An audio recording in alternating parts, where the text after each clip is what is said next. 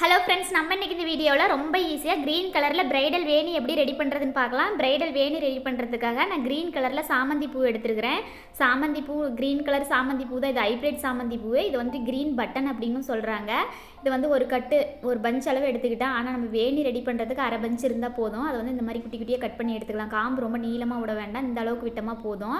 அடுத்தது நம்ம இன்றைக்கி வேணி வந்து மாலைக்கட்டு மெத்தடில் தான் ரெடி பண்ண போகிறோம். மாலைக்கட்டு மெத்தடில் ரெடி பண்ணுறதுக்காக நான் மாலைக்கட்டு கட்டுற நூலே எடுத்துருக்கிறேன். பாருங்கள், இந்த நூல் நல்லா குண்டா பஞ்சு மாதிரி இருக்கும். நம்மளுக்கு வேணி வந்து எவ்வளோ நீளம் வேணுமோ, அதாவது ஒரு 1.5 ஜான் அளவுக்கு வேணி வேணுமா இல்லை 1 ஜான் அளவுக்கு போதுமா, அதுக்கு தகுந்த மாதிரி நூலை வந்து இந்த மாதிரி 4-5 மடித்து எடுத்துக்கலாம். மடித்து எடுத்துகிட்டு பாருங்கள், இந்த மாதிரி வளைச்சி மடிச்சுக்கலாம். எத்தனையாக வேணுமோ அத்தனையாக போட்டுக்கலாம். போட்டுட்டு இந்த மாதிரி அதோட நுனியில் இந்த மாதிரி கட் பண்ணிடலாம். கட் பண்ணிவிட்டு நம்ம கொண்டையில் கட்டுற மாதிரி வேணும் இல்லைங்களா, அதனால் கொஞ்சம் நீளத்துக்கு இந்த மாதிரி விட்டுட்டு இந்த இடத்துல அதே நூலை வச்சு ஒரு முடி போட்டுக்காங்க. நல்லா ஸ்ட்ராங்காக ஒரு முடி 2 முடி போட்டுக்காங்க. கொண்டையில் கட்டுற மாதிரி தேவையில்ல, நம்ம வந்துட்டு நூலை வந்து கட் பண்ணிவிட்டு நம்ம சேஃப்டி பின் போட்டு ஜடையில் வச்சுக்கலாம். அப்படின்னாலும் லாஸ்ட்டாக அந்த வேணி ரெடி பண்ணி முடித்த பின்னாடி நூலை கட் பண்ணிக்கலாம். அவ்வளோதான். நம்ம கட்டுறதுக்காக பாருங்கள், இந்த மாதிரி ஆள்காட்டி விரல் மேலே இந்த மாதிரி நூலை வச்சுக்கோங்க. இந்த மாதிரி வச்சுட்டு ஒவ்வொரு பூவாக எடுத்துக்காங்க. இந்த மாதிரி ஒரு பூவை எடுத்து நூலில் வந்து ப்ளஸ் மாதிரி வச்சுக்காங்க. அதாவது காம்பு நம்ம பக்கம் பார்த்த மாதிரி இருக்கட்டும். இந்த மாதிரி வச்சுட்டு மேல் பக்கமாக பாருங்கள், நூல் அந்த மாதிரி ஒரு சுற்றிட்டு வந்து இந்த காம்பு மேலே விட்டுறலாம் நூலை. அவ்வளோதான். பாருங்கள், இந்த மாதிரி காம்பு மேலே விட்டுறலாம். அப்படியே அந்த மாதிரி காம்பு மேலே விடும்போதே பூ லைட்டாக அந்த நூல் அப்படியே லைட்டாக திரும்ப ஆரம்பிக்கும்.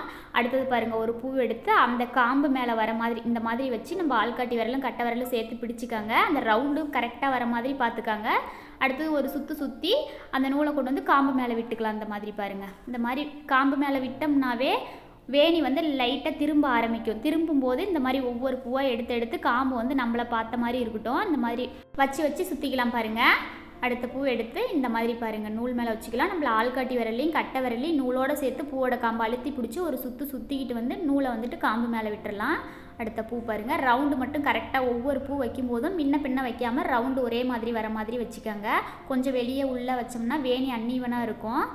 இந்த மாதிரி ஒவ்வொரு பூவாக நம்ம எடுத்து வச்சு சுற்றும் போதே நம்ம வந்துட்டு பூவோட காம்பை சுற்றாமல் பூவோட கழுத்து பக்கமாக, அதாவது காம்புக்கும் நம்ம வெடித்த பூ இருக்குது இல்லைங்களா, அதுக்கும் சென்டரில் வர மாதிரி சுற்றிக்கணும். அதாவது ஒட்டி சுற்றிக்கணும். பூவை ஒட்டியே நம்ம காம்பு பக்கமாக சுற்றினோம்னா ஒவ்வொரு பூவாக அதாவது உருவிக்கிட்டு வந்துடும், கீழே விழுந்துடும். அப்புறமா வேணி ஒரு பூ விழுந்துருச்சுன்னா கூட வேணி ஃபுல்லாகவே விழுந்துடும். அதனால் வந்துட்டு கவனமாக பார்த்து நல்லா இறுக்கமாக சுற்றிக்கோங்க. நூல் வந்துட்டு இந்த நூலில் சுற்றிக்கலாம். அப்படி இல்லைன்னா உள்ளன் நூலை கூட 4-5 மடித்து போட்டு இதே மெத்தடில் சுற்றிக்கலாம்.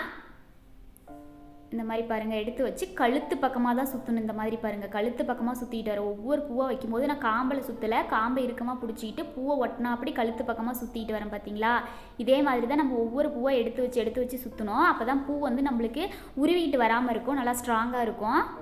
இந்த மாதிரி கட்டும்போது நல்லா இறுக்கமாக கட்டிக்கங்க. லூஸாக கட்டினோம்னா கூட கொஞ்சம் கேப் இருந்தால் கூட விழுந்துடும். அதனால் கவனமாக கட்டி எடுத்துக்கோங்க. இந்த மெத்தடில் கட்ட தெரிஞ்சால் கட்டிக்கலாம். அப்படி இல்லைன்னா நம்ம ஊசியில் கூட ஒவ்வொன்றா கோர்த்துக்கலாம். ஊசியில் கோர்க்கும் போது இன்னும் கூட ஈஸியாக இருக்கும், டக்குன்னு கோர்த்துடலாம்.